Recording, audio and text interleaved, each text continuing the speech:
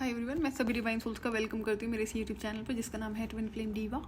सो आज का टॉपिक है learn to appreciate yourself and इसमें डिवाइन कॉन्वर्सेशन है जो मैं आपसे शेयर करूंगी। सो अवेकनिंग के बाद कई सारे ऐसे फेजेस मेरी लाइफ में चलाए गए जो मुझे बिल्कुल भी अच्छे नहीं लगे। मतलब I was getting angry and upset and irritated.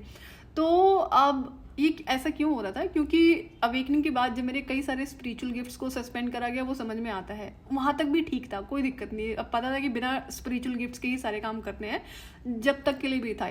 लेकिन कुछ ऐसे फेजेस चलाए गए लाइफ में, I think inner work complete होने के बाद में।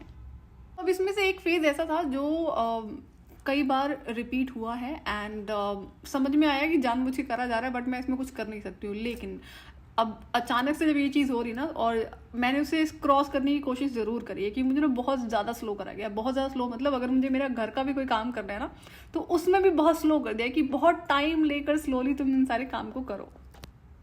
तो अब जब इतना ज़्यादा स्लो करा गया ना, तो उसमें टाइम मैनेजमेंट में दिक्कत होती है। लेकिन मुझे कुछ पर्टिकुलर चीज़ें बोली गई थी कि अभी ये फेज ऐसे ही चलेगा, बट आई वाज लाइक कि नहीं, ऐसे कैसे चलेगा, बाकी काम कौन करेगा, पड़ोसी।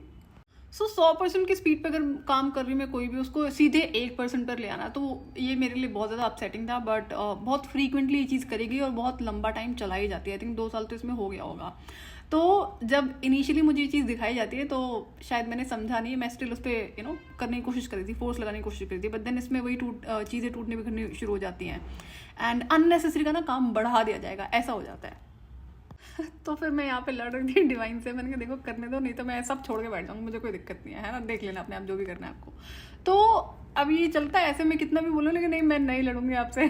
स्टिल कुछ ना कुछ ऐसी चीज़ें हो जाती हैं that I start again arguing with divine. तो जब ये फेज चलाया जाता है ना कि आपको स्लोली काम करना है, एंड अगेन ये एनर्जी बैलेंसिंग में आता है। जो फेमिनिन एनर्जी है वो स्लो ही होती है एंड जो मैस्कुलिन एनर्जी है वो स्पीड के लिए जानी जाती है। तो मैं हमेशा से शुरू से चाइल्डहुड से मैस्कुलिन एनर्जी में ज़्यादा रही हूँ। अब जब जैसा कि इनर वर्क के टाइम पे मैंने बैलेंसिंग करी है, बैलेंस में ही थी मैं, लेकिन ये जो इंटेंशनली इतना ज़्यादा स्लो करा गया ना, ये बिल्कुल भी एक्सेप्टेड नहीं था। यहाँ पे बैलेंस इम्बैलेंस वाली कोई बात नहीं थी, लेकिन मुझे कुछ टाइम के लिए सिर्फ कुछ पर्टिकुलर चीज़ पे ध्यान देने के लिए बोला जा रहा था। तो मुझे था नहीं, मैं सारे काम करूँगी, मैं नहीं सुनूंगी आपको, ये मुझे करना पड़ेगा, I can't deal with this. तो अब करने के लिए बहुत सारा काम होता है and I can't leave anything. तो अब उसमें बीच में क्या होता है कि बहुत सारे ऐसे इश्यूज क्रिएट कर दिए जाते हैं जब आप इस चीज़ को नहीं सुनते हो, नहीं समझते हो और नहीं फॉलो करते हो। तो एट दी एंड क्या होगा, फिर आपको कोई बड़ा डैमेज हो जाएगा एंड हो सकता है कि बहुत सारा या तो टाइम चला जाए आपका किसी चीज़ में, या कुछ और लॉसेस हो जाएं सिर्फ एक पर्टिकुलर चीज़ को समझने और समझाने के लिए। सो जब मुझे बीच में इतना ज़्यादा स्लो कर दिया गया हर काम के लिए, सो आई वाज लाइक कि नहीं, ये तो नहीं चलेगा and I was getting angry. So तब वहाँ पर डिवाइन कहते हैं कि you never appreciate yourself. इतना कुछ तुमने करा है, इतना तुम आगे निकल के आई हो, बट कभी नहीं होता कि तुम अपने आप को अप्रिशिएट कर लो। तो मैंने कहा कोई ज़रूरत है क्या अप्रिशिएट करने की? अननेसेसरी अप्रिशिएट करती रहूँ मैं खुद को? तो कान्हा ने बोला कि फिर गुस्सा होने की भी तो कोई ज़रूरत नहीं है ना अगर कुछ नहीं हो रहा है तो। मैंने कहा वो भी बात ठीक है, बट अगर जैसे कोई भी काम होता है, सो मेरी लाइफ में ऐसी चीज़ें रही है, मुझे दूसरों की अप्रिसिएशन से कोई फ़र्क पड़ता नहीं है, शुरू से मैं ऐसी रही हूँ।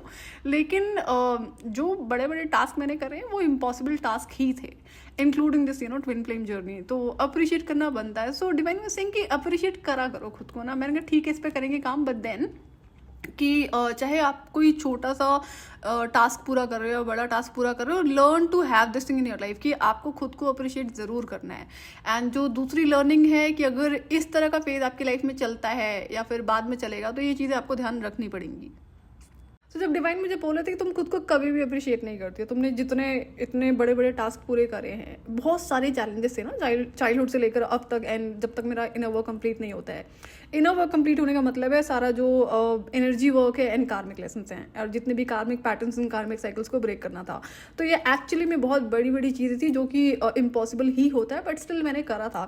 तो मैंने कभी खुद को अप्रिशिएट नहीं किया। सो डिवाइन वही कहते हैं कि खुद को अप्रिशिएट करना होता है। एंड तो मैंने कहा अगर ऐसे कोई मुझे ज़रूरत तो नहीं लगती है अप्रिशिएट करने की, लेकिन क्या होता है जो बीच बीच में मैं गुस्सा हो जाती है, अगर मुझसे मेरा कोई काम नहीं रहा तो मुझे गुस्सा ज़रूर आता है, क्योंकि टाइम मैनेज करके चलना पड़ता है। बहुत सारे काम होते हैं, घर के सारे काम करने होते हैं, उसमें हम एक भी चीज़ छोड़ नहीं सकते हैं। ऑफिस का जो काम है, प्रोफेशनल वर्क है, उसमें मैं बिल्कुल छोड़ सकती हूँ कुछ कुछ, लेकिन जो पर्सनल लाइफ का काम है उसको बिल्कुल नहीं छोड़ा जा सकता है। एंड मुझे एक्स्ट्रा ध्यान रखना पड़ता है और हमेशा रखना पड़ेगा, because of these spiritual reasons only. So 2 बातों का ध्यान रखना है आपको कि आप अगर जैसे कि कार्मिक पैटर्न, कार्मिक साइकिल्स पे काम कर रहे हो, या कोई भी छोटा सा टास्क आपने खुद को असाइन करा है करने के लिए, टू डू लिस्ट में है या फिर आपके न्यू ईयर के रेजोल्यूशन हैं, तो छोटी छोटी चीज़ों के लिए खुद को अप्रिशिएट करा करो। और इन केस अगर आप उसे नहीं कर पाए तो गुस्सा नहीं होना है, इरिटेट नहीं होना है, आपको दोबारा से शुरू करना है एंड स्टिल काम एनर्जी में ही रहना है। जो मेरे साथ ऐसी चीज़ें हुई है तो मैं आपसे शेयर कर रही हूँ। और इस जर्नी में आपको एक और बात का ध्यान रखना है कि टाइम के ऊपर फोकस इस तरह से नहीं करना है कि इतने साल हो गए आप ये नहीं कर पाए, वो नहीं कर पाए। कोई बात नहीं, आप कर तो रहे हो ना। मैं उनकी बात कर रही हूँ जो एटलीस्ट कर रहे हैं अपने इनर वर्क को। चाहे किसी पर्टिकुलर आपने कार्मिक पैटर्न, कार्मिक साइकिल को रिकग्नाइज करा हो, पता ही आपको कि इसमें टाइम लगता है, कभी भी आप एक बारी में, दो बारी में से कर नहीं पाते हो। This is that challenging. So अब ऐसे लोग होते हैं ना जो कुछ नहीं कर रहे हैं, बस खाली चैनलिंग सुन रहे हैं, वीडियोस देख रहे हैं और रीयूनियन की एक्सपेक्टेशन लगा के बैठे हुए हैं। भ्रम में जीना उन्हें पसंद होता है। तो मैं ऐसे लोगों की बात नहीं कर रही हूँ, मैं उन ट्विन फ्लेम्स की बात कर रही हूँ जो सीरियसली अपना इनर वर्क कर रहे हैं। बीच बीच में गैप लेना भी बहुत ज़रूरी होता है, खुद के साथ में बैठना। ऐसा नहीं है कि हर टाइम बिजी रहना है, हर टाइम बिजी नहीं रहना होता है। मेक श्योर क्योंकि अगर आप हर टाइम बिजी रहोगे तो जो मैसेजेस आपको दिए जाते हैं, इंट्यूटिव मैसेजेस, वो आप मिस कर दोगे। तो अपने साथ बैठना बहुत ज़रूरी होता है। अब ये जो इतना ज़्यादा स्लो मुझे करा गया, ये अगेन डिवाइन मैस्कुलिन भी रीज़न है। उनकी लाइफ में बड़े स्पीड से चेंजेस चल रहे हैं, तो अभी चलेंगे, टाइम लगेगा उसमें। तो मेरे पास में क्या है कि अब अगर मैं हर चीज़ से फ्री हो जाऊंगी तो कहीं ना कहीं फोकस जाएगा। तो इसलिए भी डिवाइन यही करता है कि कहीं ना कहीं मुझे बिजी रखा जाए, चाहे स्लो करके ही बिजी रखा जाए। तो ये अगेन एक तरीका है डिवाइन का। सो अगर आपकी लाइफ में ऐसा फेस चलता है या चल रहा है तो इस चीज़ को समझने की कोशिश करना। कहीं ना कहीं या तो बैलेंसिंग वाला इशू है या फिर ये चैप्टर किसी ना किसी रीज़न की वजह से आपकी लाइफ में चलाया जा रहा है। सो जो सीरियसली अपना इनर वर्क कर रहे हैं उनको टाइम के बारे में नहीं सोचना है, बस सिर्फ अपने इनर वर्क पे ध्यान रखो कि कौन कौन से पैटर्न्स हैं, कौन कौन से कार्मिक साइकिल्स हैं, कौन कौन सी हैबिट्स हैं आपको चेंज करने की ज़रूरत है, कौन कौन सी चीज़ों में आपको लेवल अप होने की ज़रूरत है। अगेन 5 एरिया का ज़रूर ध्यान रखना, mental, emotional, physical, financial and spiritual. इसमें आप कोई भी एरिया मिस नहीं कर सकते।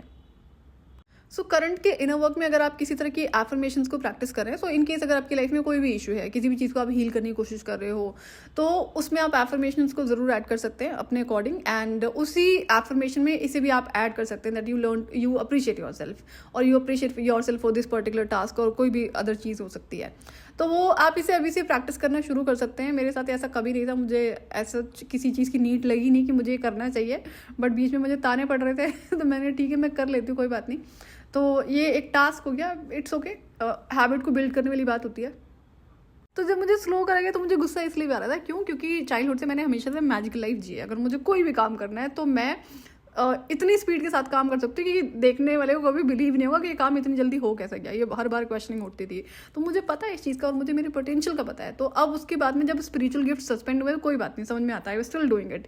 लेकिन जो इंटेंशनली इतना स्लो कर दिया मैंने, क्या मुझे इंसानों की तरह ज़िंदगी जीनी पड़ रही है, क्योंकि मैंने हमेशा से मैजिकल लाइफ जी है। एंड ये ऐसी फीलिंग थी जैसे कि कभी हम देखते हैं ना, हाँ बोला और हो गया। ऐसे से मिरेकल्स मैंने अपनी लाइफ में एक्सपीरियंस करे, स्पेशली किसी टास्क को अगर कंप्लीट करना है तो इसलिए भी मेरे लिए ज़्यादा ये डिफिकल्ट हो गया था कि ये मुझसे इरिटेटिंग हो रहा है मेरे लिए। एंड देन उसके बाद कॉन्वर्सेशन हुई है, प्रॉपर डीप कॉन्वर्सेशन हुई है।